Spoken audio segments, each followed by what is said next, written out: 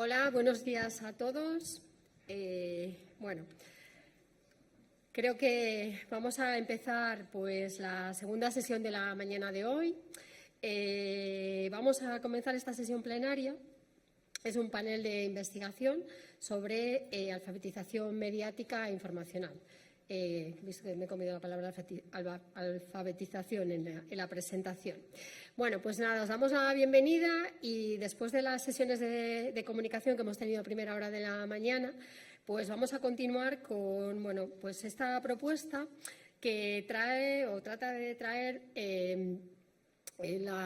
vamos a decir, la realidad o los avances de varios proyectos que están en la línea de alfabetización de los medios desde el plano de uso mediático y de la información. Entonces, voy a hacer una breve presentación de las personas que nos acompañan en la mesa, que he tenido la suerte de que sean compañeras de proyectos, amigas desde hace mucho tiempo, ¿no? Tenemos ahí una historia, un histórico común, ¿no? Y después vamos a ir haciendo una pequeña presentación de cada una. Entonces, pues comienzo por Tamara, que es la segunda persona que tengo a mi izquierda, Tamara Vázquez Barrio, que ella es catedrática de periodismo y tiene una amplia experiencia en investigación. Ahora mismo es una de las IP, porque hay dos, del proyecto Algorlit, pero también es investigadora del grupo de investigación consolidado de la Universidad CEU San Pablo, que es DoxaCom. También es responsable del NeurolabCom, Laboratorio de Neurotecnología Aplicada a la Comunicación. También es la responsable coordinadora del programa de doctorado en Comunicación Social de la Escuela Internacional de Doctorado CEINDO, también de la Universidad CEU San Pablo, y editora de la revista Doxa Comunicación.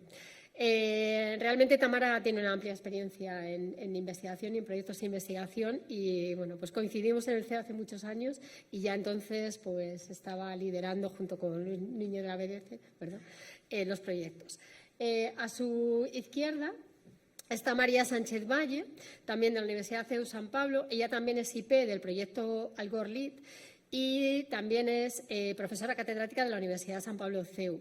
Ella es doctora en Ciencias de la Información por la Universidad Pontificia de Salamanca y también cuenta con una amplia experiencia en proyectos de investigación, tal como 17 proyectos, de los cuales también ha liderado 3 proyectos.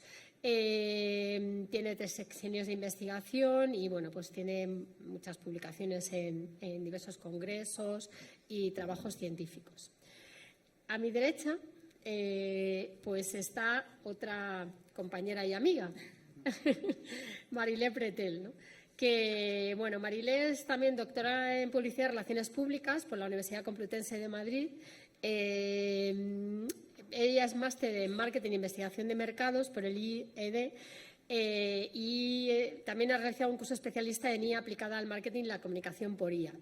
Marilé, sobre todo, me voy a saltar cosas del currículum,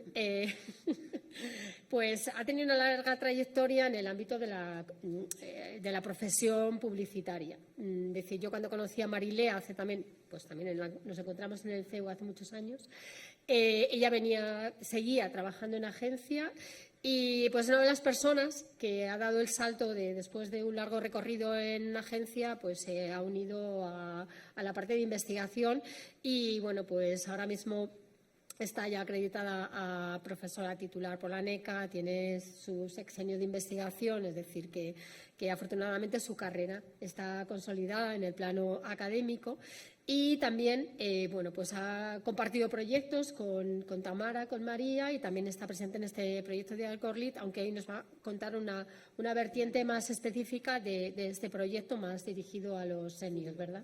Sí. Y finalmente a mi izquierda está Gemma Santiago Gómez, que ella es doctora en Educación, Psicología y profesora también universitaria. Yo creo que estás en la Facultad de Educación, ¿verdad? Estoy ahora en Psicología. Ahora en Psicología. Aquí nos une otro nexo y es que las dos formamos parte del proyecto AmiKids EP, que es Educación Primaria. Este proyecto lo lidera Eva Herrero Curiel, pero por cuestiones de agenda no podía venir y digamos que la parte del proyecto de AmiKids lo va a presentar Gemma y yo también voy a hacer mi aportación a ese proyecto. La investigación de GEMA se centra en la innovación educativa, la evaluación de competencias y, por supuesto, la alfabetización mediática e informacional. También nos une otro elemento, y ahí también está Eva, que las tres somos de psicología, somos psicólogas, aquí en campos de la comunicación, ¿no? Y eso yo creo que sí que se nota en la manera de cómo abordamos las investigaciones y bueno, pues yo creo que vamos a pensar que en positivo, ¿verdad, Gemma? Estoy segura de que en positivo, si no, no lo vamos a decir aquí. Así que nada. Bueno, pues aunque hemos empezado con un poquito de retraso, vamos a dar como unos 10 minutos para cada presentación y luego pues dejaremos un poco de tiempo para hacer alguna pregunta y si no surge ninguna pregunta entre el público, pues ya las hago yo, tratamos de dinamizar un poquito el debate. Estoy aquí al control de los mandos, entonces voy a pinchar, va a empezar en primer lugar Tamara Vázquez y voy a ver si puedo conectar la presentación desde aquí. Un segundito, que la tengo aquí. Y era control L, me parece que era. Ahí estamos. Esa es la primera, es la mía. ¿Esa es la tuya? Sí. Vale. Entonces es esta otra. Ahí, ¿no? Vale, entonces es esta. Sí. Perfecto. Vale. Te vamos pasando, si quieres, ahí. Sí, claro, es verdad, no nos hemos dado cuenta. Espera. Sí, pero no pasa nada. Toma, igual sí que llega el pasador. Vale, pues cuando quieras, Tamara. Buenos días. No sé si se oye bien. Bueno, antes de nada, dar las gracias al comité organizador del Congreso que nos haya invitado a estar aquí y, bueno, a Belinda por la presentación. Es un gusto estar en esta mesa, como ya dice, con compañeras y amigas y además en este Congreso, ¿no?, que hemos tenido la oportunidad de estar en Coimbra, estar en Valencia, o sea que hemos participado ya en varias ediciones y la verdad es que siempre es un gusto, ¿no?, reunirnos con gente a la que llevamos viendo ya pues en diferentes ediciones. Bueno, María y yo, como explicaba Belinda, somos las investigadoras principales del proyecto Algorlit y, bueno, pues tal y como nos han pedido, vamos a contar un poquito cómo surge el proyecto, cómo se relaciona con la alfabetización mediática e informacional, algunos resultados y futuras líneas de investigación, porque es un proyecto que bueno, nos queda un año y ya estamos pensando en la prórroga. No sé, creo que no funciona. Si no te lo pasamos ahí. Sí, vale. Bueno, el título del proyecto, como pueden ver ahí, es Conocimiento, aptitudes y opiniones de la población española sobre algoritmos de Internet y diseño de alfabetizaciones críticas. El proyecto, el periodo de ejecución es de noviembre del 23 hasta septiembre del 27, es decir, que estamos ya en la recta final, nos queda un año más o menos para terminar este proyecto. El equipo está constituido, es un equipo bastante amplio, estamos 2 IPs, 11 personas en el equipo de investigación, 11 personas en el equipo de trabajo haciendo tesis doctorales, muchos de ellos, también un ayudante de investigación que tiene una beca del Ministerio, una beca FPI. Y bueno, es un equipo pues interdisciplinar e intergeneracional. Ahí nos encontramos personas de diferentes edades, experiencias y bueno, pues es muy enriquecedor. ¿Por qué planteamos este proyecto? Bueno, nosotros creemos y nos gusta decir que es un proyecto muy pionero porque cuando empezamos a hacer la revisión sobre el concepto que quisimos plantear, ¿no?, como idea central del proyecto de alfabetización algorítmica, pues en el 2022 solo encontramos 2 artículos científicos que utilizaban este término. Es verdad que eso ha cambiado de una manera muy significativa en los últimos años, ¿no? Pero creo que tuvimos esa idea pues en un momento en el que todavía era estaba muy poco trabajado. Nuestra trayectoria pues, en distintos públicos, porque María está especializada en públicos mayores y yo siempre he trabajado con niños, jóvenes, adolescentes. es bastante larga en todo lo que tiene que ver con la alfabetización mediática, digital. Llevamos muchos años, más de 2 décadas, desarrollando distintos proyectos sobre estas cuestiones y llegó un momento en el que, bueno, pues viendo cómo estaba evolucionando todo, cómo cambiaba ese contexto, ¿no? Cómo los algoritmos estaban modificando de una manera muy significativa esa cultura digital, pues era necesario dar ese paso. Vimos que sí que había algunos estudios, sobre todo internacionales, que se preguntaban sobre los algoritmos, qué sabía la gente, qué les hacía sentir, les generaba miedo, les generaba sensación de comodidad.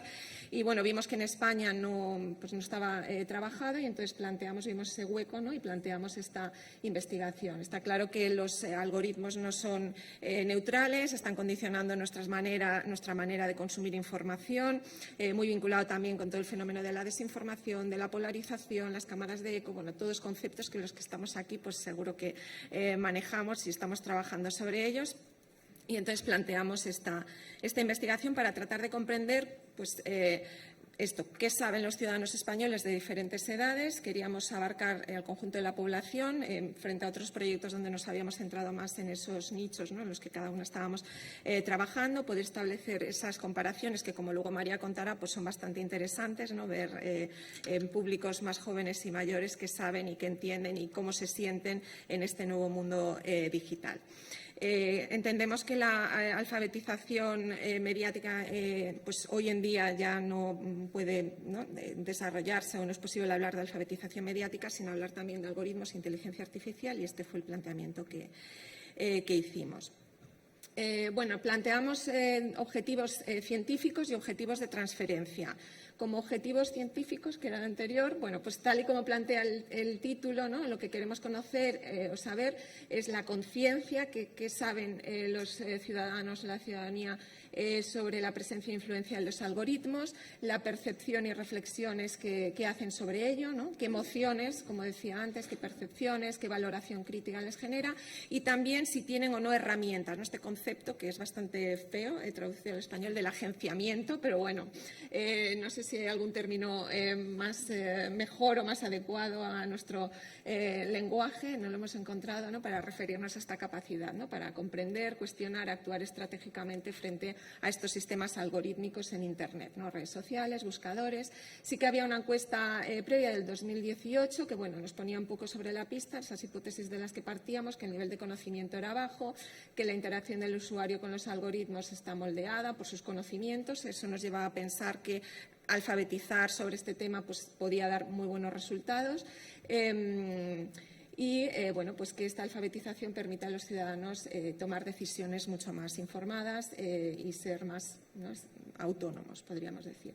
Además de estos objetivos científicos, si pasamos la diapositiva, también nos planteábamos pues una serie de objetivos de transferencia, ¿no?, que yo creo que fue de los aspectos mejor valorados en el proyecto. No nos quedábamos solo con tratar de hacer encuestas focus, que era muy importante, sino que ese era el punto de partida para llevar a cabo toda una serie de acciones en las que estamos centrados o vamos a centrar nuestra actividad, sobre todo en este último año.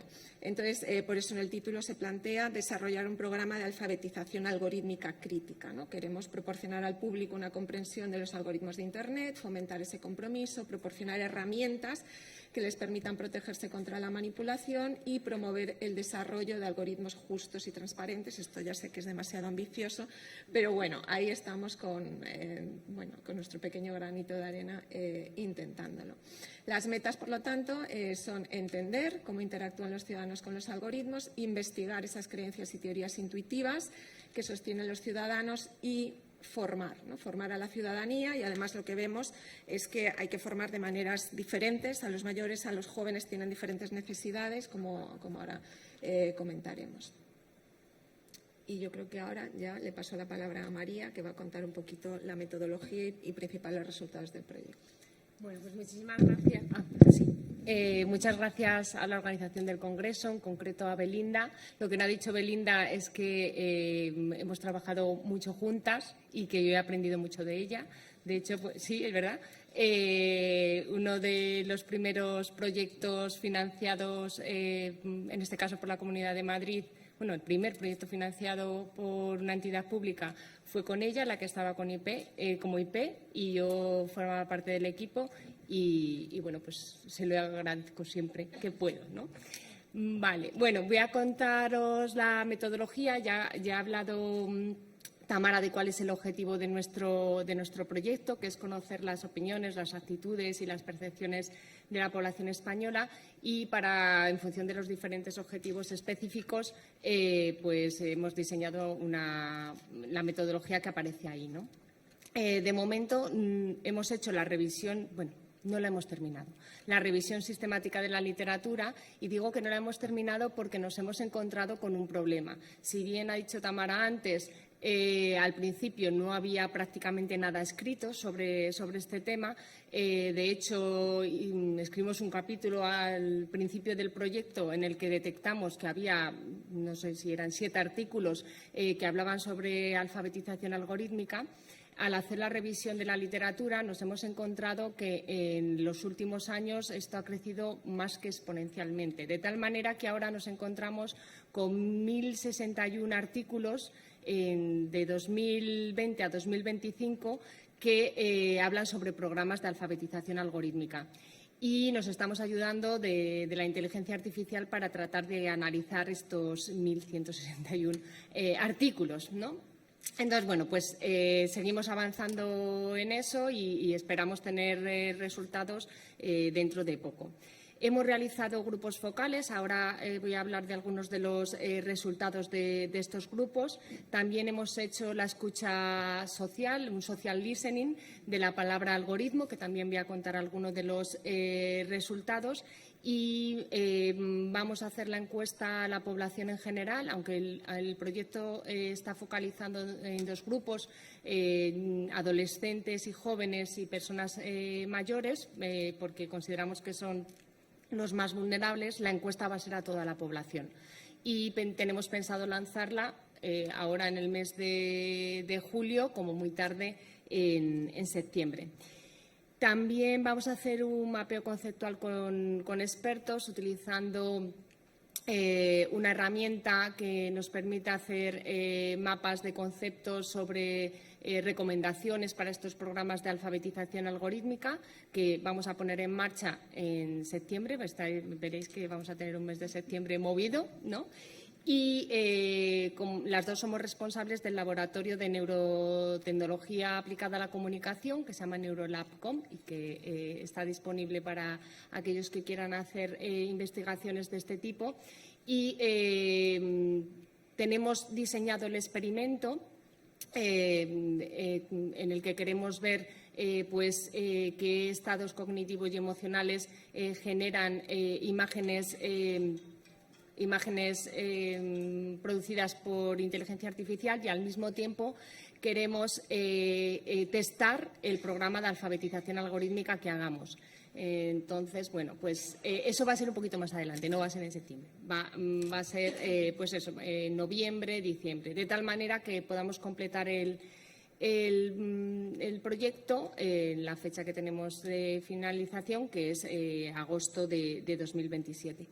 Sí, podemos. Vale. Entonces, los hallazgos de la escucha social. ¿Qué es lo que hemos hecho? ¿Podemos pasar? Vale. Nos hemos ayudado del Instituto de Ingeniería del Conocimiento. Ellos son los que han hecho ese social listening, y lo que hemos medido es la conversación digital sobre la palabra algoritmo en redes sociales. Hicimos una escucha histórica en el año que iba desde un año completo, desde marzo de 2024 a marzo de 2025, y luego una escucha en tiempo real de marzo a mayo de 2025. Para no extenderme demasiado, solamente vamos a comentar los resultados de esta escucha en tiempo real. Esas son las queries que utilizamos. El tema, algoritmo más efectos negativos positivos, también utilizando la palabra alfabetización.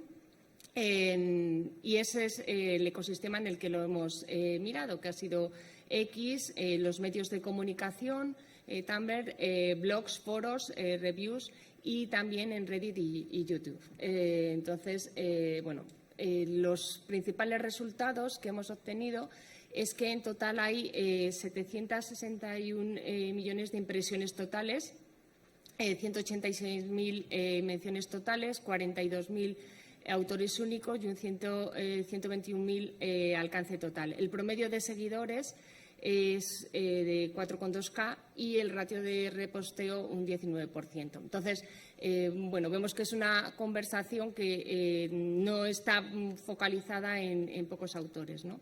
Ahí vemos que sobre el tema de los algoritmos principalmente están hablando los medios de comunicación.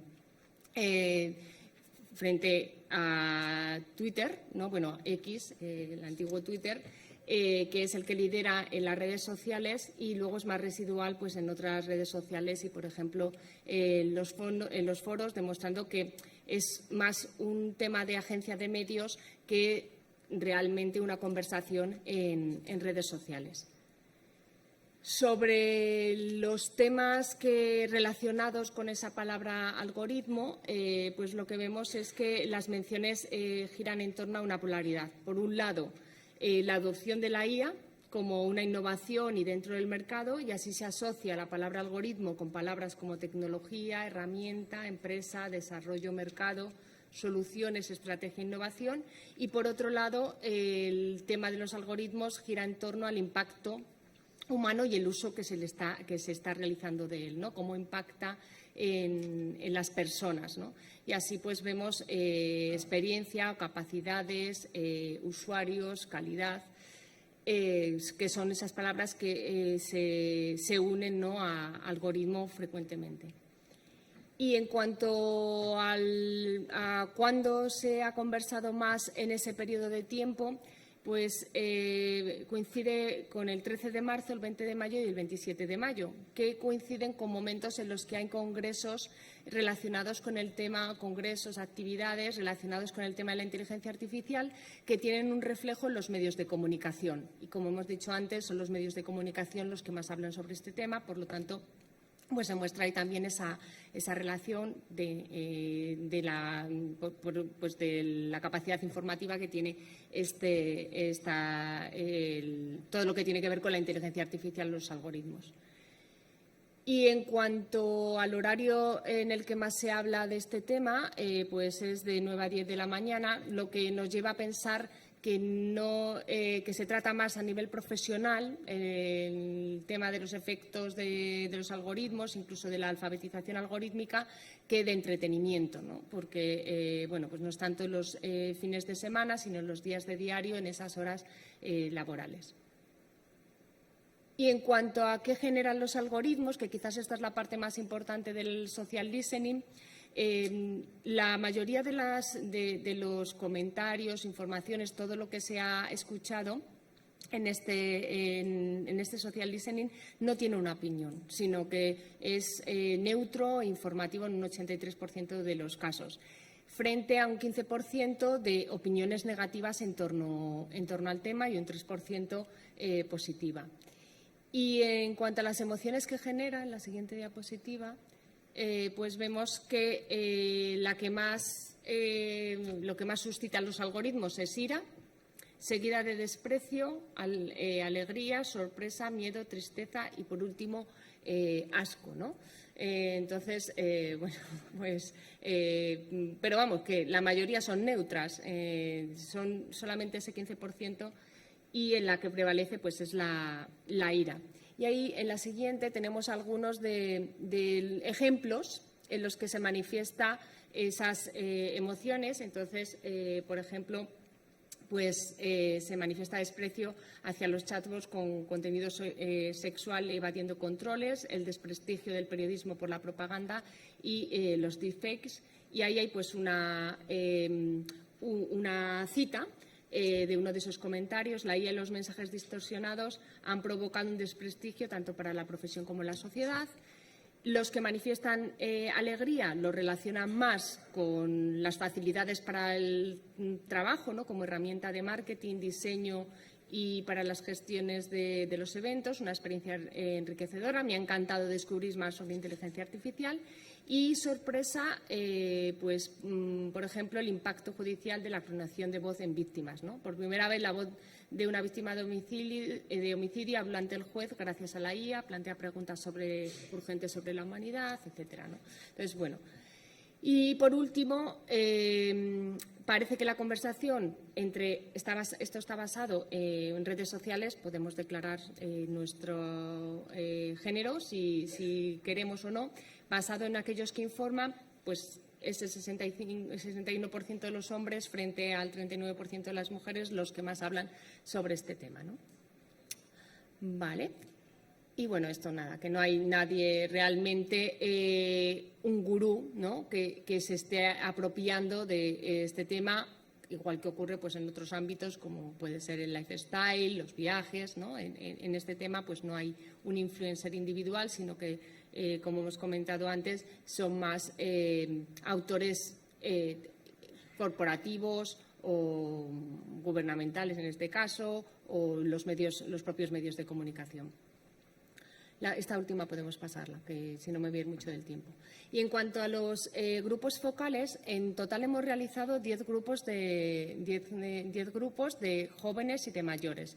Han sido 3 grupos de mayores en Madrid, Sevilla, Cartagena, 3 grupos de jóvenes en general, uno de ellos online y sobre todo de entornos rurales. Y luego hemos hecho el resto de los grupos, 4 grupos más, en universidades. Entonces, bueno, aquí tanto lo que tiene que ver con el social listening como con los grupos de discusión todavía no lo hemos publicado. Estamos en el proceso, hemos enviado a revistas y bueno, pues estamos pendientes de que nos aprueben la publicación de esos artículos, pero estos son algunas de las conclusiones. Entonces, lo que hemos hecho es comparar los jóvenes frente a los mayores, porque sí que se notan algunas diferencias en sus discursos.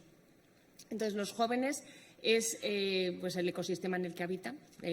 Pasan de 4 a 11 horas diarias en redes sociales. Pues ahí tenemos una cita que pone de manifiesto esto. Esto no es nada novedoso, ya lo han constatado pues otros estudios. Y las personas mayores, pues cada vez hablamos de personas mayores de 65 años, pues tienen también un uso de redes sociales y de Internet en general de 1 a 3 horas diarias, pero sin embargo pues muestran otras preocupaciones, otros recelos, como vamos a ver a continuación, ¿no? Hacen un uso más intencional, una gestión administrativa y se han incluido en este mundo digital más por una necesidad que por que por placer, ¿no?, podríamos decir. Esa la podemos pasar. Y, vale, ¿qué es lo que piensan unos y otros sobre este control de los algoritmos, ¿no?, sobre ese control de los algoritmos? Los jóvenes muestran una mayor tolerancia, valoran la personalización, o sea, valoran que los algoritmos les ofrezcan aquello sobre lo que están preocupados en cuanto a compras y ocio, frente a los mayores, que se sienten espiados y tienen más ese sentimiento de que la personalización viola su privacidad, ¿no? Entonces, ahí pues, es una de las primeras diferencias que hemos encontrado en el discurso de unos frente a otros. Si pasamos. Los jóvenes consideran valoran, si ponemos en una balanza la privacidad y la comodidad, no les preocupa tanto el perder esa privacidad por la comodidad, ¿no? Y tienen un comportamiento de aceptar todo sin leer por una inmediatez y no tienen gran miedo a protegerse ante las estafas, frente a los mayores que valoran mucho más su privacidad frente a la comodidad, ¿no? Entonces, evitan los registros online, prefieren delegar. También nos contaron que preguntan mucho a los hijos, nietos, antes de hacer cualquier cosa, no sea que me lo cargue el ordenador o que me pase algo. Sí, pasamos.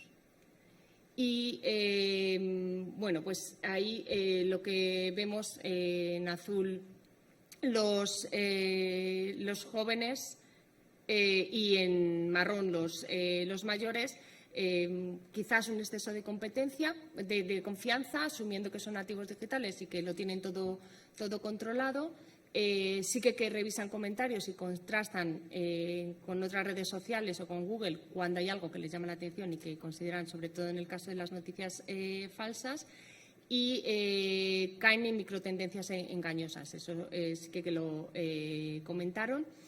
Y frente a los mayores, tiene un mayor escepticismo, una desconfianza automática hacia la red que les hace estar más alerta, y cuando se encuentran con una situación que tienen que valorar, pues recurren más a los medios tradicionales, ¿no? Sobre todo, pues, por ejemplo, en el caso de las noticias falsas o noticias que llaman mucho la atención, recurren más, pues, a periódicos digitales, radio, televisión, y algunas veces pues caen en pánico infundado en cadenas de WhatsApp y estafas, que eso de alguna manera va a ligar con lo que va a presentar después Marilei. Creo que me estoy extendiendo demasiado, ¿no? ¿O no? Y con esto ya acabo. Les hemos preguntado si hacen algo para resistirse a esos algoritmos. Los jóvenes hacen un uso táctico de los likes, dando like a veces a cosas que no les gustan. O al contrario, ¿no? Diciendo que algo que no les interesa les interesa, utilizando las pestañas de incógnito para evadir esos rastreos de precios y compras, ¿no? Y refrescar compulsivamente el feed para intentar, pues, salir un poco de esa burbuja. En cuanto a los mayores, pues no tienen estas estrategias que podríamos decir un poco más sofisticadas, trabajadas, ¿no? Sino que cuando se encuentran ante una situación problemática, pues apago, ¿no? Y sobre todo, pues cuando ven mucha publicidad muy personalizada, muy dirigida. Evitan las plazas públicas como TikTok, X, para exponer sus opiniones, y que eso ya lo habíamos visto en otros estudios, que los mayores rehuyen mucho el conflicto en esos entornos, y también se limitan la interacción, o sea, WhatsApp, por ejemplo, pues a las interacciones con familiares, o sea, con un círculo más íntimo. Y usan a los jóvenes, como decía antes, ¿no? Para evitar pues encontrarse ante situaciones que no son deseadas. Y yo creo que esto está comentado para dejarle a Tamara que hable un poco de cuál es el programa de alfabetización que estamos haciendo y algunas actividades. Bueno, muy rápidamente, porque no tenemos más de tiempo. Como decíamos al principio, el proyecto se planteaba una serie de objetivos científicos, ¿no? Que varios de los resultados los ha comentado ahora María, pero además objetivos de transferencia, ¿no? Lo que queríamos era, pues bueno, viendo cuál era el punto de partida, viendo qué necesidades tenía cada uno de los públicos con los que estamos trabajando, pues poder dar algún tipo de solución. Y es en lo que hemos empezado a trabajar y es a lo que queremos dedicar también más tiempo y más recursos en este último año, y es un poco por donde va a ir esa línea sucesoria en Algorlit 2, o por donde queremos enfocar ese segundo proyecto que queremos pedir. Entonces, bueno, hemos diversificado esas formaciones y la hemos intentado adaptar un poco a los distintos públicos, como decía. En el ámbito académico y profesional, pues bueno, por un lado hemos desarrollado formación especializada en los programas de grado, con los alumnos de grado, de máster y de doctorado, ¿no? Les hemos planteado qué es esto de la alfabetización algorítmica, qué herramientas se pueden utilizar, hemos transferido estos resultados. Una línea en la que estamos trabajando que pensamos dar, creo que podremos dar algunos pasos interesantes en los próximos meses, es a la capacitación para docentes y periodistas, ¿no? Nos parece que formar a formadores es una manera muy interesante y muy positiva para, bueno, pues poder ampliar esa red y que los resultados, ¿no? Esa capilaridad llegan a más personas de las que podemos llegar a nosotros directamente. Entonces, a través del máster de profesorado de nuestra propia universidad y de otros, y también a través de los colegios de periodistas, donde ya tenemos algunos contactos precisamente aquí en Castilla León, nos gustaría dar esa formación para que luego ellos, en acciones que ya están llevando a cabo, pues puedan ampliar, ¿no? Ese efecto de los resultados del proyecto. Y luego, en el ámbito del impacto social y la innovación educativa, pues una de las actividades que más éxito ha tenido y que nos sentimos muy orgullosas y que estamos, continuamos desarrollando es un escape room. Escape room atrapa el algoritmo. Fue una idea que planteamos para una semana de la ciencia dirigida a alumnos de secundaria y de bachillerato. Y la verdad es que bueno, pues tuvo mucho éxito, lo que nos llevó a pensar que hay mucha necesidad, ¿no?, de formación.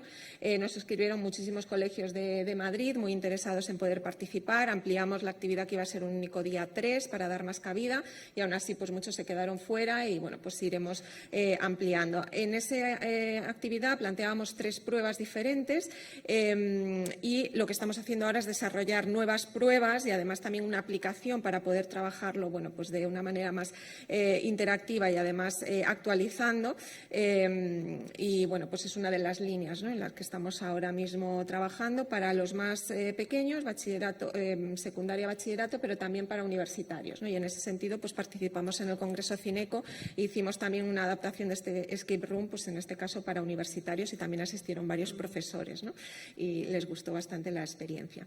Y luego, por otro lado, en el ámbito de inclusión digital, ciudadanía, y sobre todo dirigido más a personas mayores, porque ellos bueno, pues sí que nos manifestaban que lo que les gustaba la formación era presencial, si eso en una universidad mejor, ese contacto directo, o sea, que ellos esto del online o estas pruebas tan gamificadas pues no va mucho con ellos.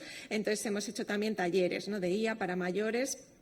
Y estamos desarrollando también diferentes recursos, ¿no?, y eso es en lo que queremos seguir trabajando este último año. Ahí tenéis, bueno, algunas fotos de algunas de las actividades que hemos realizado. Y bueno, en cuanto a divulgación, hemos realizado una primera jornada de Algorlit sobre alfabetización algorítmica, que va a tener continuidad en un congreso que ahora os contaré. Tenemos también una newsletter, no me voy a entretener con eso, una newsletter audiovisual, Algorlit News, que os animo también mucho a que la podáis ver. Tenemos un canal de YouTube y vamos por el episodio 9 y bueno, pues cada vez que vamos haciendo algún avance, ahí pues los que habéis estado en México veréis la participación en el congreso, y la intención es, bueno, pues ir subiendo más contenidos. Tenemos también la página web donde se va actualizando, y aquí en la parte de descargables, ¿no?, que es también la que estamos trabajando ahora, para que todos esos contenidos que estamos desarrollando pues los puedan utilizar los propios profesores en sus institutos o personas interesadas que no puedan ir presencialmente pero que quieran tener acceso a todos esos contenidos. Las redes sociales también, LinkedIn y YouTube, como os decía. Y bueno, y de cara a futuras líneas de investigación, y esto enlaza con lo que va a contar luego también Marilé, pues nos queremos centrar, o esta es la idea que tenemos ahora mismo, todavía tenemos que reposarle, tenemos un año por delante, ¿no?, pero nos parece muy importante continuar con este desarrollo de este programa de alfabetización. Para ello, pues queremos ver qué metodologías se adaptan mejor, pues como hemos visto, la gamificación, tienen más interés para unos públicos que para otros, aprendizaje basado en problemas. Bueno, pues queremos testar diferentes formatos, y también, como no, pues los desafíos de la IA generativa. Cuando empezamos este proyecto, pues todavía no existía esta IA generativa y no estaba extendida, y sin embargo ahora, bueno, pues introduce muchas novedades que también nos gustaría incluir en este proyecto. Y por otro lado, una línea que también enlaza mucho con otras investigaciones que hemos hecho previamente y que ahora pues está también en el ojo del huracán, que tiene que ver con el bienestar, ¿no?, la salud mental.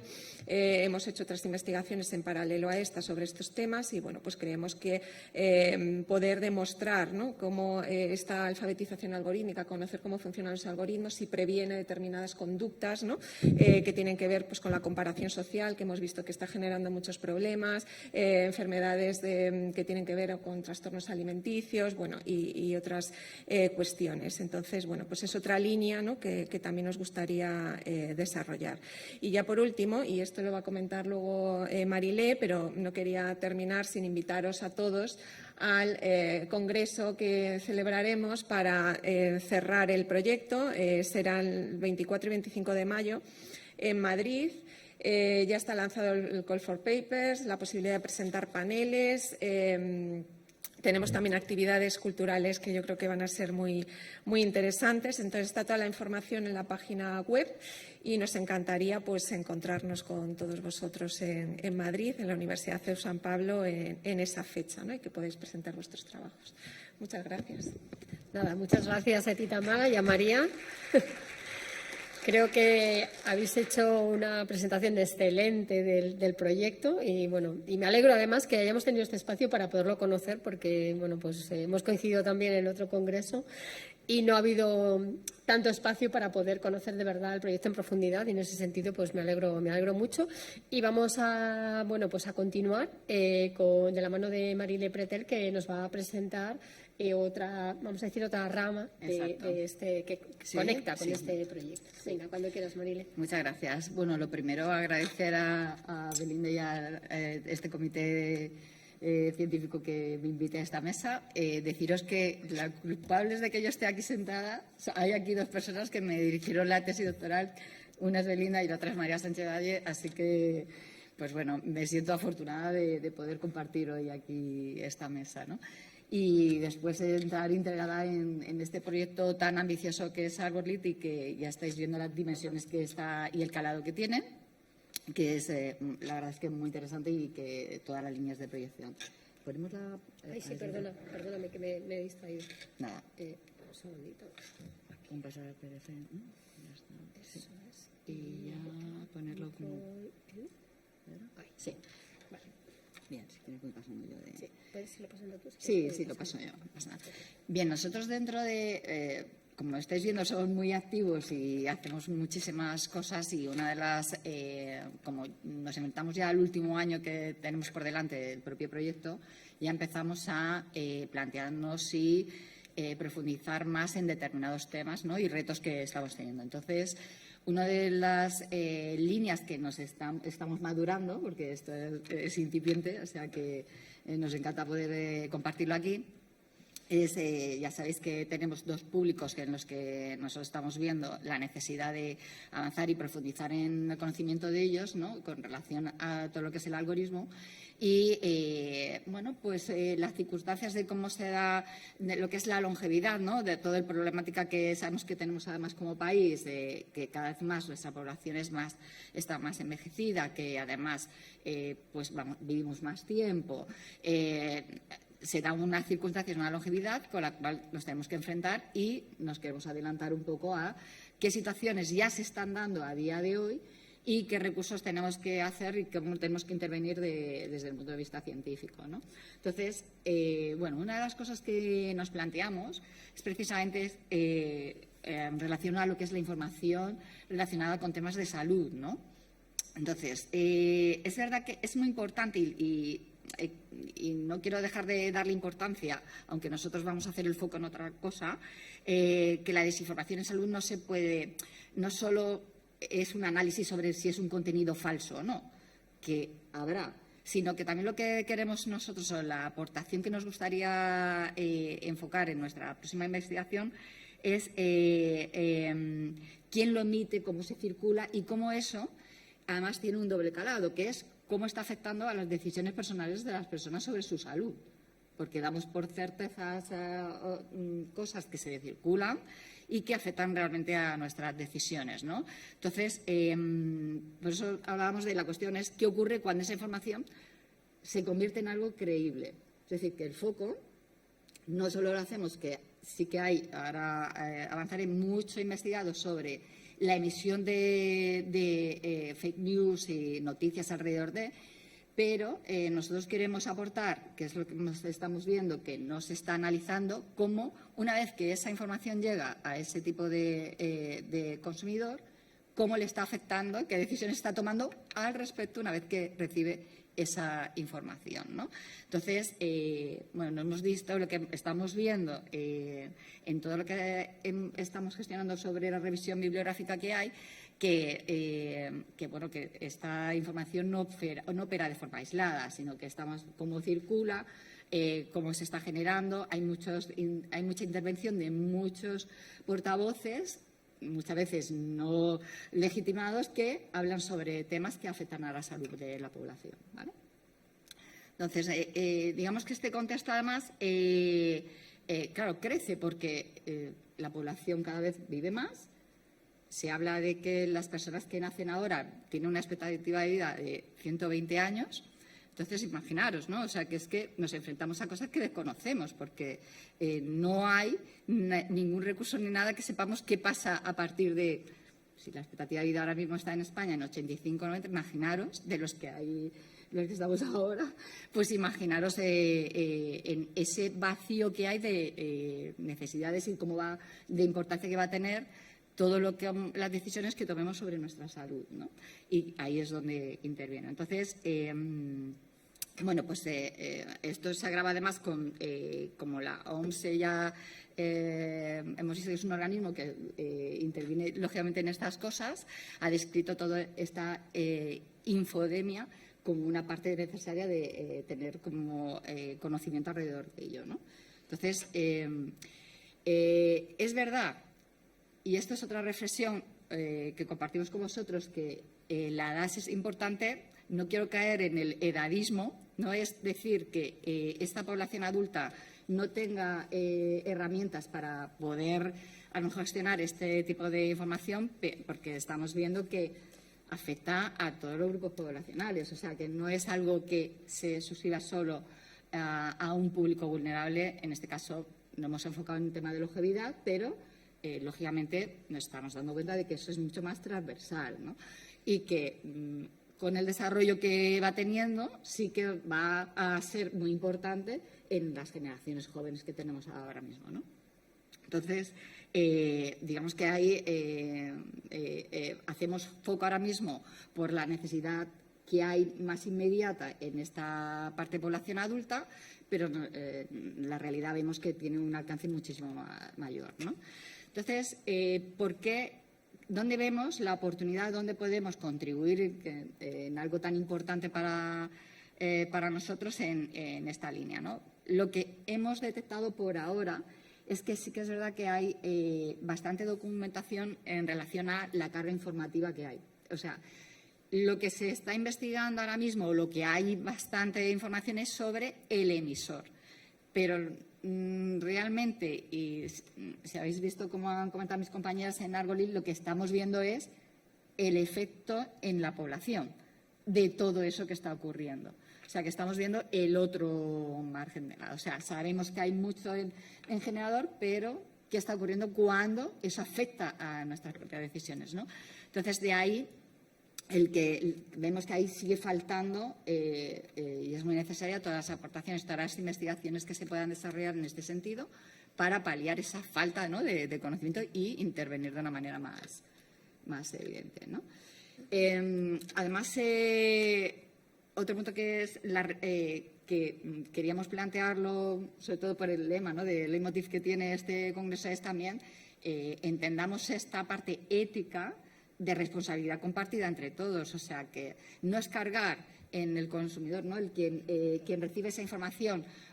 Tienes que aprender, que sabemos que, y es parte de nuestra parte educativa, ¿no?, a defenderse de esas situaciones, ¿no? Pero la responsabilidad no es del que recibe y toma malas decisiones en cuanto a su salud, que le podemos empoderar, pero también aquí esta parte ética es de parte de todos, ¿no? Entonces, bueno, pues que veamos cómo esto también se reparte, ¿no? Entonces vemos como tres focos: la parte de la vulnerabilidad, la parte de la confianza informativa que podemos dar y las decisiones que estamos tomando con respecto a nuestra salud una vez que ocurre todo en este entorno, ¿no?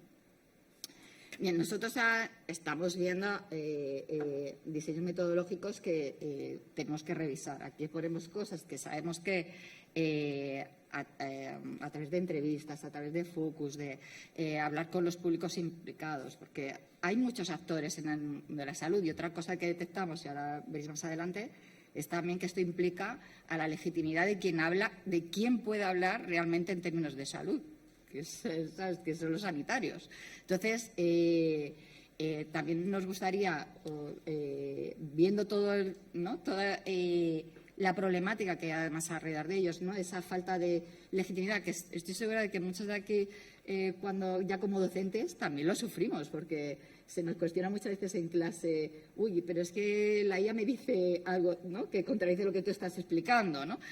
Pues imaginaos esto en términos también de salud, cuando alguien le plantea te estoy cuestionando después de una carrera de 6 años, un MIR, en fin, todo lo que sabemos, ¿no?, de cómo se forman nuestros sanitarios, además, en España. Entonces, bueno, vamos a ver, estamos en esta parte metodológica de ver ¿Qué podríamos hacer para recabar esa parte de información? Sobre todo en foco en todos estos actores de los que reciben la información de este público vulnerable, cruzado con aquellos que deberíamos de empoderar, esta palabra que siempre utilizamos, ¿no? En este discurso, ¿no? Para que darle realmente su espacio, ¿no? Entonces, bueno, la contribución que esperamos sería en estas 3 áreas, ¿de acuerdo? Y cierro esto un poquito con qué líneas estamos viendo, que es por qué es necesario, vuelvo a decir, cada vez vivimos más y esta longevidad nos obliga a que tengamos estudios y que intervengamos lo antes posible en las decisiones futuras. También porque hay un ecosistema, también la salud digital, porque todo el entorno en donde nos estamos moviendo y donde nos vamos a mover está digitalizado, y eso también hay que ver cómo se está digitalizando toda esa información. La ética en todos los actores que intervienen en este proceso. Y, por último, la figura también del profesional sanitario, como decía antes, ¿no? Porque hay que reforzarle en ese espíritu de como referente y como alguien fiable dentro del discurso, ¿no? Que también tenemos sensibilidad hacia esto. Pues hasta aquí lo que quería contar como futuras líneas. Muchísimas gracias. Muchas gracias a ti, Marilén. Muchas gracias porque bueno, pues nos habéis presentado la siguiente vertiente del proyecto, que me parece muy interesante. Yo me he ido apuntando aquí para hacer preguntas después, pero bueno, que es posible que tengamos un pequeño debate. Voy a colocar esta de presentación, a ver si lo consigo. Para dar paso a, bueno, pues vamos a decir, al siguiente proyecto, que estamos en minoría. Y bueno, por 2 sentidos. Primero, porque el proyecto que nos va a presentar Gemma, ¿no?, de la cual yo también participo, que se titula, bueno, está recogido en el programa, de alguna manera esta mesa está, bueno, pues sponsorizada, ¿no?, por este proyecto, la alfabetización mediática en educación primaria, cómo trabajar la aptitud crítica de las niñas y los niños para fomentar un entorno digital seguro. Y este proyecto pues comenzó justamente el año pasado, el 25, o sea, ni siquiera llevamos un año del proyecto, o sea, que está todavía en una, digamos, fase inicial, pero bueno, que tiene, a ver, un hilo conductor que tiene que ver con la alfabetización mediática e informacional, obviamente, y también con un enfoque pues muy parecido al que habéis presentado en Algorlit, que es la idea de la intervención. Voy a dar la palabra a Gemma para que ella nos cuente un poco el planteamiento del proyecto, el porqué del proyecto y cómo se plantea y bueno, pues luego comentaremos algunas cosas más. Muchas gracias, Belinda. Nada, a ti. Gracias por invitarme y por permitirme presentar este proyecto al que le tengo tanto cariño, ¿no?, y que está en esta fase tan inicial. Yo no he traído presentación y le he dado muchas vueltas a cómo exponeros y cómo contaros este proyecto. Y la verdad es que quiero que empecemos un poco desde la reflexión y desde nuestra experiencia personal, ¿no? Y os pregunto, ¿habéis visto alguna vez algún muchacho, algún chaval de 8 o 9 años que esté utilizando un móvil, una tablet, ¿no? Difícil que alguno no lo haya visto. ¿Alguna vez os ha llegado por algún medio, tipo de red social, algún amigo, incluso gente que he conocido, ¿no?, alguna imagen y habéis dicho, uf, ¿esto es real o está hecho con IA? Y ahora, esta misma reflexión os la traslado a nuestros niños.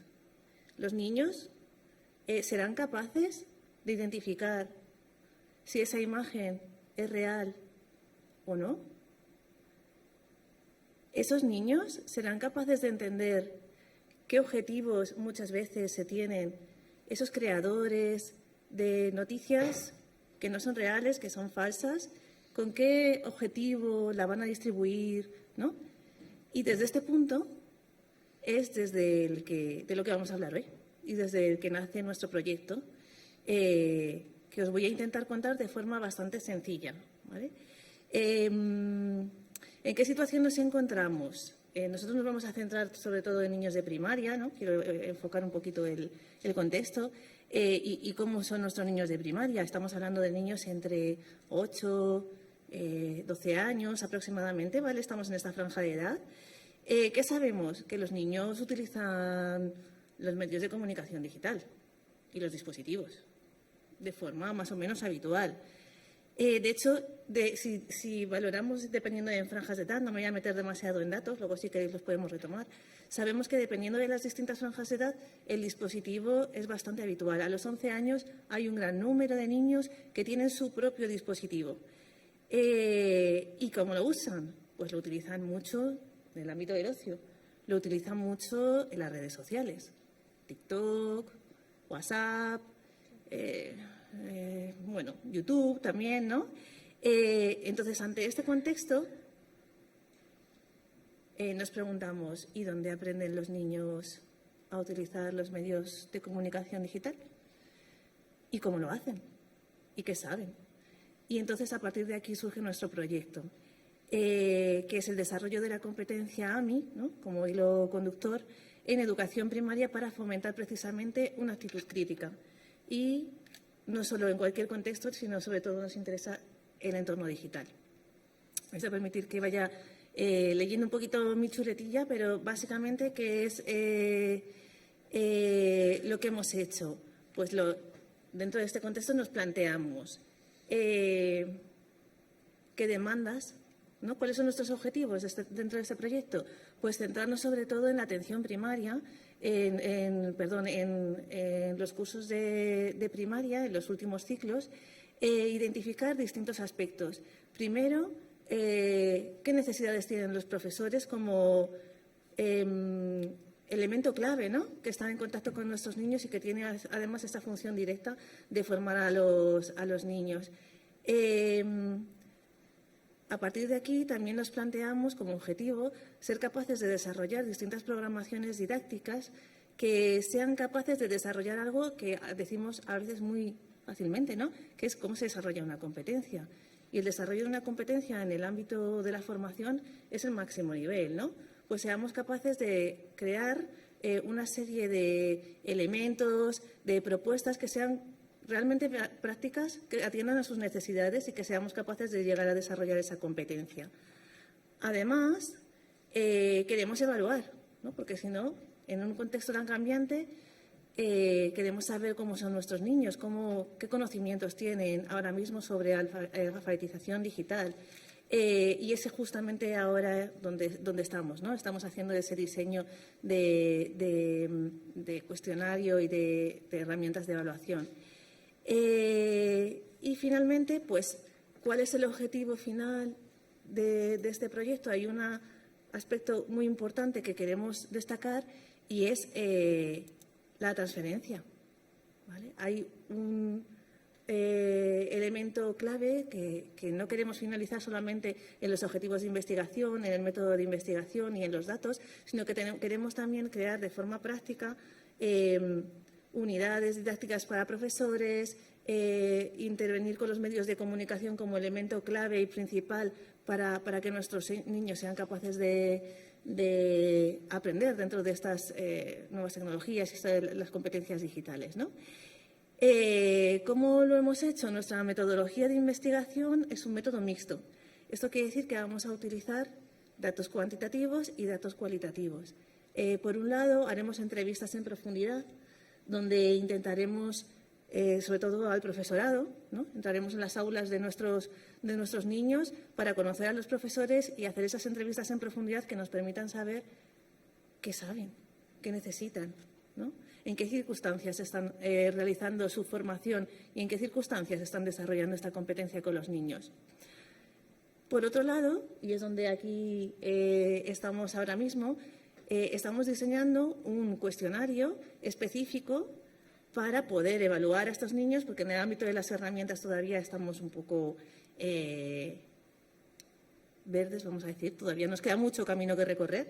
Entonces, estamos haciendo nuestra propia herramienta para evaluar no solamente a un nivel básico, sino lo que queremos hacer es una evaluación bastante detallada, ¿no? ¿Qué saben hacer? preguntar qué saben hacer, mezclar imágenes, mezclar texto y con esta información ser capaces de saber en qué posición están ahora mismo nuestros niños y qué necesitamos para ayudarles a llegar al nivel que necesitan dentro de este contexto tan cambiante, ¿no? Y luego haremos nuestras intervenciones en el aula con el objetivo específico de preparar a los niños, ¿no? Darles unas herramientas específicas dentro del ámbito de la alfabetización digital, ¿no? Nuestra idea es hacer esa intervención, hacer una medición pre-intervención y una medición post y valorar si efectivamente nuestro diseño, ¿no? Nuestras unidades didácticas, nuestro trabajo formativo tiene un impacto real dentro de los niños, ¿no? No me quiero extender demasiado y si me podéis interrumpir cuando queráis, pero esta investigación ahora mismo está, como hemos dicho, en una etapa incipiente, ¿no? Tenemos el proyecto para dentro de 3 años, ¿no? A finalización dentro de 3 años. Estamos ahora mismo en nuestras primeras fases y identificar cuáles son esas líneas futuras, ¿no? Esas áreas futuras en las que vamos a tener que trabajar todavía es un poco difícil de predecir. Aunque si yo tuviera esa bolita mágica, ¿no? que me permitiera identificar, aquí en este proyecto hemos identificado algunos elementos que son claramente, algunos agentes que son claramente importantes, ¿no? Dentro de esta alfabetización digital de nuestros niños. Por un lado está claramente el profesorado, ¿no? ¿Qué necesitan? Hablaremos de metodologías. ¿Qué tienen ahora mismo las herramientas? Los libros que utilizan nuestros niños desarrollan ya esa competencia. ¿Qué tenemos? Por otro lado, fundamental, ¿dónde consumen nuestros niños la mayor parte de la información digital? Pues hay un ámbito claro, ¿no? Que son las familias, el entorno familiar. Nuestras familias también son importantes, ¿no? Y tendremos que poder incluirles dentro de este complejo entramado de desarrollo de la competencia digital que es en nuestros niños, ¿no? Y por otro lado están los medios de comunicación como elementos clave para poder trabajar, ¿no? Desde distintos ámbitos esta información. No sé si me he dejado algo en el tintero, Belinda, y quieres tú. No, yo voy a matizar alguna, bueno, no matizar, pero bueno, sí para que se vea así un poco más claro. Gemma ha contado muy bien pues el planteamiento del proyecto, dónde estamos, realmente estamos arrancando, pero bueno, sí es verdad que tenemos ya hemos hecho ya un recorrido, sobre todo que hemos tenido que tomar muchas decisiones sobre el camino, que bueno, que es lo que tiene cuando de una idea la aterrizas a una realidad, ¿no? Y una de ellas, que lo ha explicado Gemma, pero yo un poco insisto sobre eso, es que cuando nos planteábamos qué teníamos que hacer y cómo, decidimos que había que intervenir primero en las etapas primeras porque el contacto con los medios digitales se produce en esas edades. Entonces, realmente este proyecto viene de un proyecto previo que tenía Eva Herrero sobre educación obligatoria y una de las conclusiones, así simplificando mucho, era en secundaria es tarde. Hay que trabajar antes. Y entonces de ahí arranca este proyecto, hay que trabajar antes. Luego, la segunda parte era, vale, ¿cómo se trabajan estas competencias? Que en teoría se trabajan y hay una línea de trabajo que está analizando cómo están integradas estas competencias en los libros de texto, porque nuestros profesores, aquí tenemos personas de educación, pues siguen los libros de texto para definir el currículum y para definir qué hacen en el aula y qué hacen en la clase.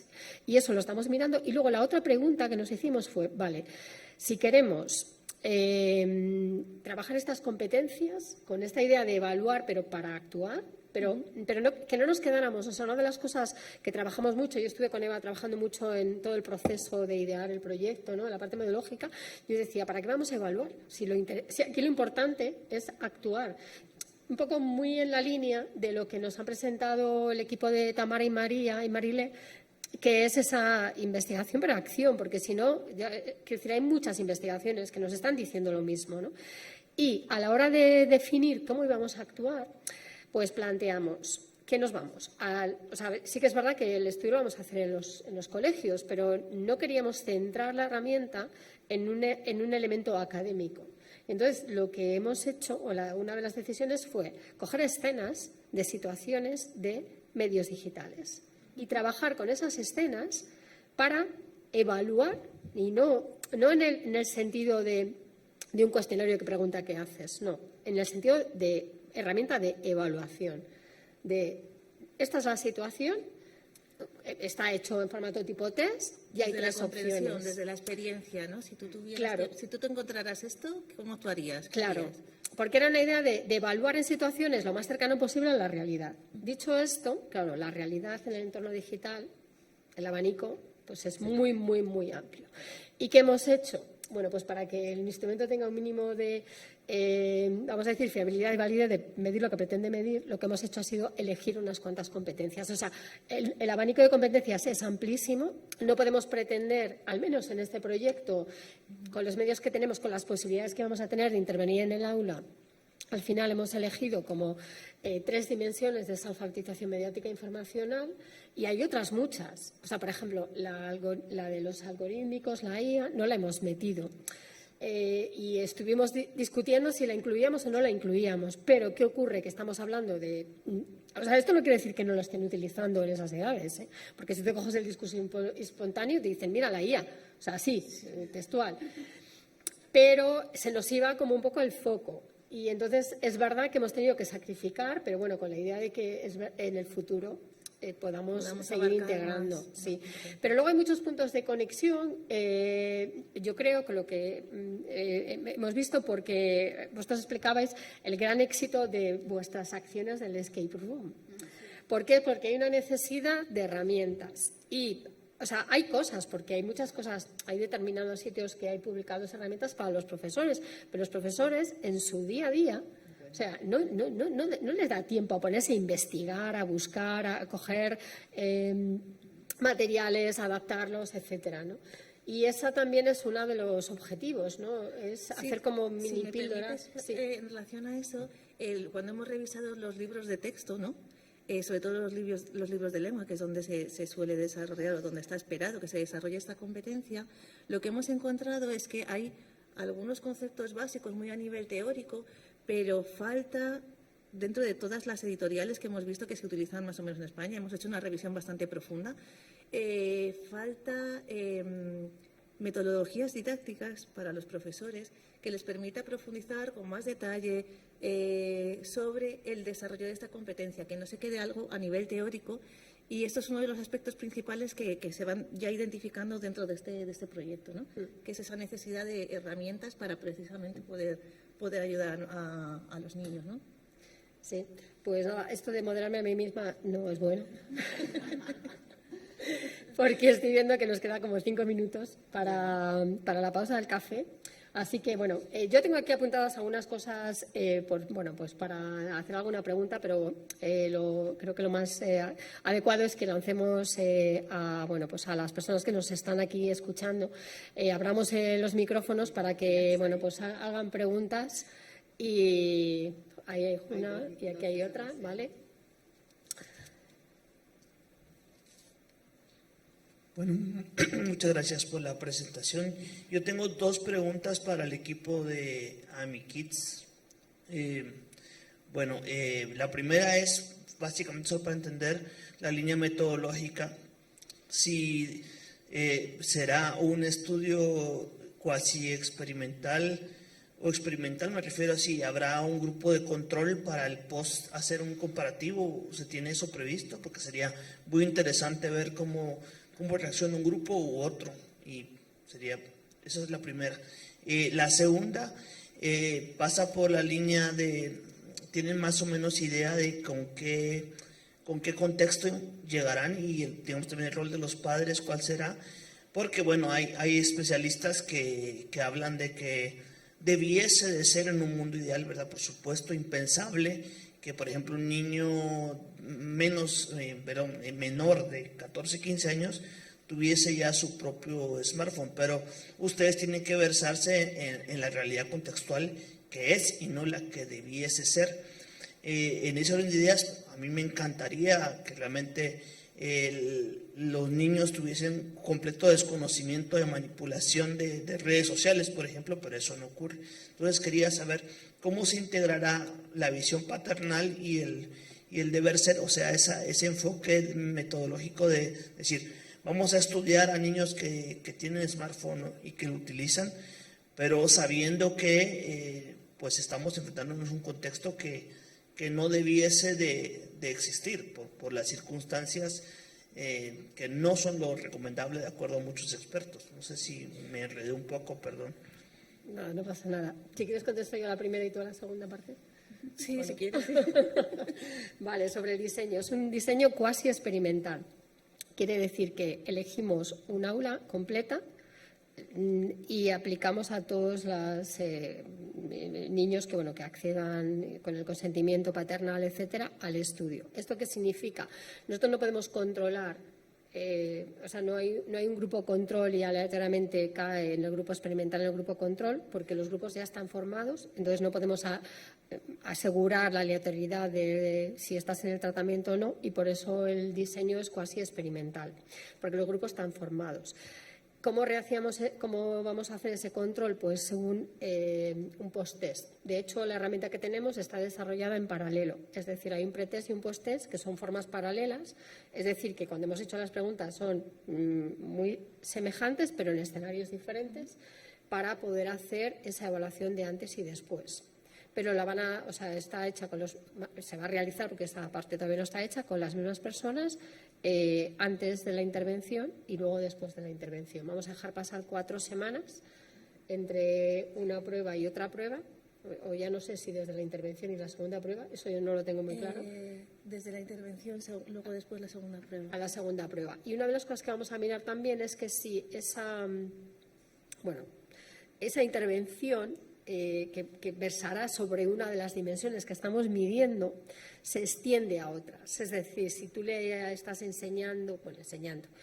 trabajando con él en aspectos de pensamiento crítico, ¿no? De hacer pensar, si eso se extiende no solo al caso concreto con el que has trabajado, sino también se extiende a otros. Esa es una idea que queremos, una de las hipótesis que queremos llevar. Y la otra parte te la contesta un poco. Si he entendido bien la pregunta, tu cuestión es cómo introducimos a los padres dentro de dentro de esta ecuación. Bueno, nosotros es verdad que nuestro eje principal son los niños y la realidad de los niños, ¿vale? Y a partir de ahí nos vamos moviendo los distintos actores. En los padres en concreto es un tema difícil y al que difícilmente voy a poder dar respuesta, ¿no? Ojalá tuviese esa solución. Hay mucha polémica con los dispositivos, hay polémica con la edad, hay mucha desinformación. Entonces yo creo que desde este punto precisamente es desde el que nosotros vamos a abordar a los padres, desde el punto de dejar de estar desinformados para estar informados, ¿no? Y cómo tú puedes ayudar a que tu hijo domine estas herramientas, se sienta protegido y sea capaz de identificar abusos o cualquier situación y pueda resolverlos. Yo creo que este es el enfoque que nosotros podemos darle, ¿no? A la realidad. Luego, el año que viene, si me dan la oportunidad de volver aquí otra vez, pues a lo mejor te puedo contar en qué resultados tenemos. Esa es la idea. Sí, porque el planteamiento es que va a haber diversidad y nosotros vamos a actuar desde esa diversidad. Es decir, nosotros vamos a entrar en el aula y habrá, esperemos, que haya niños pues que sus padres controlen más y otros que sus padres a lo mejor controlan menos. Entonces, nos vamos a encontrar con un panorama diverso. No vamos a actuar sobre esa diversidad, sino que vamos a trabajar desde el aula, asumiendo que habrá diversidad. Pero con la idea de que igual que a los profesores podemos ayudar facilitando herramientas, pues también a las familias. Pero lo que pasa es que la forma de llegar a las familias no es tan fácil como a un profesor. No sé si te contestamos un poco. Pues damos la palabra a la persona que también había levantado la mano. Hola, muy interesantes los proyectos, ¿no? Realmente, ¿no? Me han hecho pensar mucho y sobre todo poniéndolos en conexión con, pues, otras sesiones, por ejemplo, una que hubo ayer, pues más sobre las dimensiones políticas, ¿no? De este asunto y es un poco lo que, ¿no? Quería introducir en el debate. Voy a empezar por Marifé, ¿verdad? Te llamas, ¿no? Por el tema de la deriva salud. En los últimos días he estado leyendo sobre una app que en El Salvador, no sé si conoces el caso, Bukele ha propuesto, como diríamos, la solución al sistema prácticamente en ruinas, ¿no? Sanitario de El Salvador, que se han bajado 1,1 millones de personas, ¿no? Y que funciona con herramientas de Google, ¿no? De Gemini y tal. Y que, bueno, prácticamente es lo que tú has dicho, pero te lo hace una app. No es que tú vayas y consultes, sino que esa app tiene, tu historial médico, tus datos, incluso te manda a hacerte unas pruebas si lo necesitas, y a partir de ahí la app diagnostica. Claro, se han levantado, o sea, no, es como la radicalización de lo que tú planteabas, pues eso ya está ahí. Y claro, ¿no? Hay toda una oleada crítica que por un lado no quiere estigmatizar las herramientas de IA, pero por otro lado ve que, bueno, ¿no? Las derivas de deshumanización, que en el tema de la medicina son muy, muy importantes. Y, bueno, no te digo nada de la protección de datos, son verdaderamente alarmantes, ¿no? Pongo este ejemplo, pero un poco lo lanzo así, ¿no? Amplio espectro, porque claro, ¿no? Ligado al tema de la alfabetización algorítmica, pues una de las cosas que estamos viendo es una de las claves es la segmentación.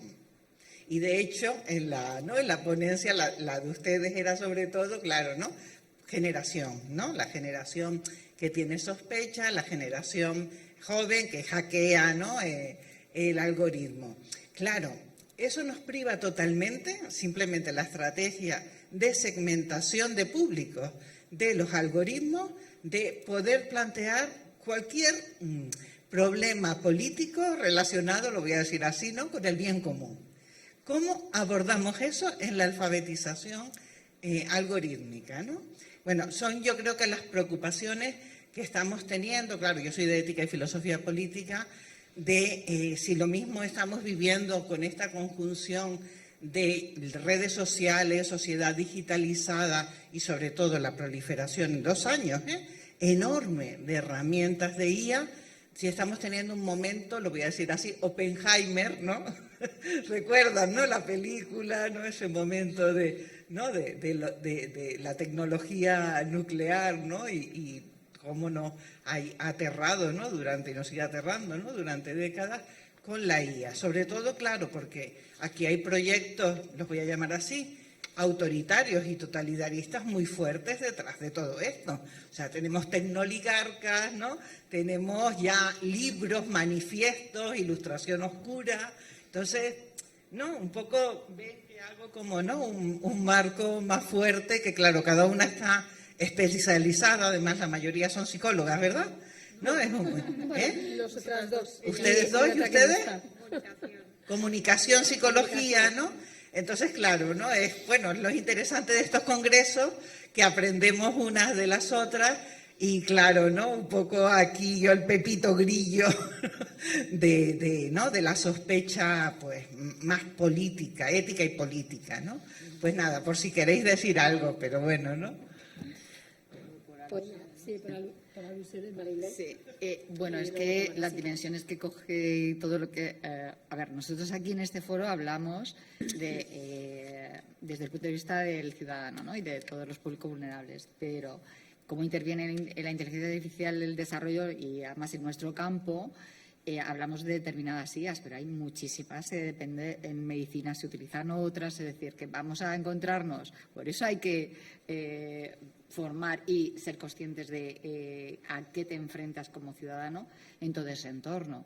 Por ejemplo, conocemos, aparte de ese proyecto que entendemos que se nutrirá de tu información médica más la parte detrás que haya en el backup que tenga de gente que sabe de medicina, y bueno, pues tienes el riesgo de que efectivamente el ojo clínico, porque muchas veces, hay cosas que en la interacción, como estamos teniendo ahora, hay mucha más información que no tienes cuando no te están viendo. Pero en todo, cuando hacemos pequeñas intervenciones, la cantidad de información, y de hecho hay ya estudios ahí sobre plasticidad cerebral, el uso de energía que tenemos de la falta de información, porque aquí hay olfativa, visual, hay mucha carga informativa y yo percibo muchas más cosas escuchándote directamente. Imagínate en un médico, ¿no? O una app que está haciéndote una parte predictiva, pero que, pues hombre, a lo mejor para determinado nivel pues puede ser útil, pero habrá que ver más. Hay muchos proyectos relacionados con temas de salud. Hay una... a raíz de un poco de empezar a pensar en este futuro proyecto de investigación, hay, por ejemplo, no voy a decir el nombre de la marca, ¿no? Pero una aseguradora muy importante en España que lo que nos va a hacer es cobrar nuestros seguros médicos en base al estilo de vida que tienes cada uno. Es decir, que si yo soy una persona que me cuido, tomo buenas decisiones sobre mi salud, me va a cobrar menos que una persona con más edad pues esté fumando. Y fijaros hasta dónde se está evolucionando esto. O sea, quiero decir que esto es amplísimo y, bueno, tiene muchos ángulos, ¿no?, de cómo estudiarse. Eso no quita que también, pues, por circunstancias, tengo gente del mundo sanitario cerca por familia y por amistad, en la que yo veo otras cosas en donde la intervención de la inteligencia artificial pues les ha ayudado muchísimo y es fascinante. O sea, no es demonizar lo que es así las herramientas, es lo que se desarrolla. Nosotros estamos hablando de una repercusión desde otro lado, de cómo individualmente tomamos decisiones sobre nuestra salud y muchas veces no lo estamos haciendo porque todo lo que nos rodea nos cuestiona a lo mejor o damos credibilidad a determinadas fuentes que no tienen esa potestad para hablar de determinadas cosas. ¿Y qué está pasando? Que yo decido cosas dándole esa credibilidad y, claro, eso afecta a mi salud, ¿no? Que es al final pues, bien más preciado, ¿no? Sería esa la parte. Bueno, no sé si Tamara quiere responder algo, si no os invito a que bueno, muy brevemente, tenemos el café esperándonos. Bueno, nada, simplemente sí, ¿no?, que esa hiperpersonalización, esa segmentación, pues claro, es algo contra lo que hay que luchar, porque al final vivimos, ¿no?, pues inmersos en esas burbujas que te impiden ver lo que fuera, y precisamente lo que nosotros queremos trabajar con los Escape, lo que estamos ya trabajando es esa conciencia, ¿no?, ser consciente de que lo que tú ves no es algo neutro, sino que estás viendo lo que estás viendo pues por tus usos que haces de las redes, por tus propios intereses, en fin, que ser consciente de que vives en esa burbuja y saber cómo salirte de ella. Y ahí sí que hemos visto muchas diferencias entre los más jóvenes y los mayores. Entonces yo creo que hay que trabajar, pues eso, ¿no?, que sean conscientes de lo que pasa para que luego puedan decidir de una manera pues más informada, ¿no?, y poder salirse de ahí. No sé. Muy bien, pues muchas gracias a las 4 por estar aquí, por compartir con nosotros, y muchísimas gracias al público que ha aguantado aquí estoicamente, y espero que pues haya sido de vuestro agrado. Vamos al café.